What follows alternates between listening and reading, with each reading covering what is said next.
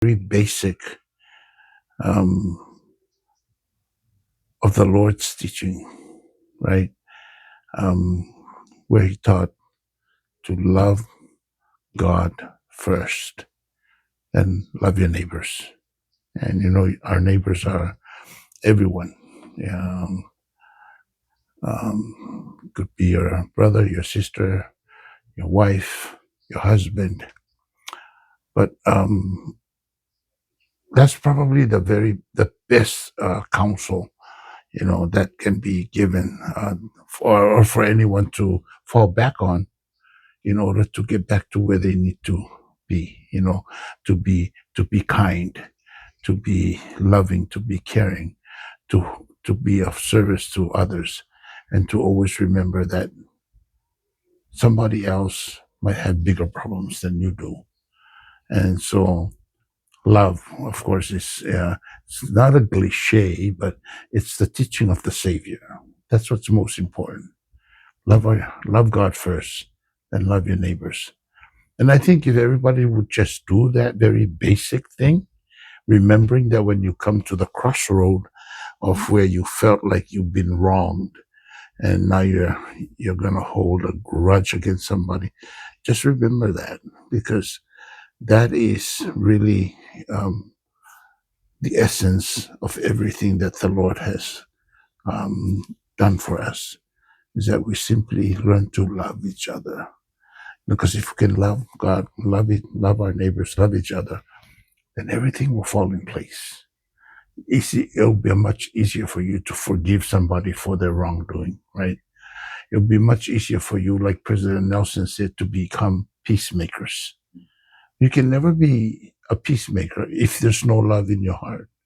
So no matter how much somebody has wronged you or has done something that hurts you, must always remember the Savior has gone through all that stuff so that we can just simply do as he's asked us to do, and it's all for our own betterment and for our lives for us to lead better lives. So my advice, my counsel, remember the two greatest commandments.